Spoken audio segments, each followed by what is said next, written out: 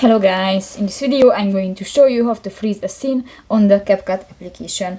But first of all, I just want to mention, please don't forget to subscribe to our channel, because at 100,000 subscribers we are going to show you our YouTube revenue statistics and growth strategy, how to make money online. So let's jump into it. First of all, open the application on your device. New, just open a project and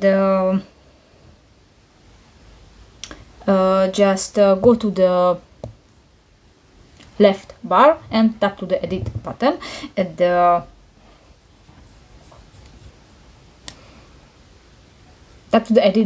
lower left corner of the screen, sorry.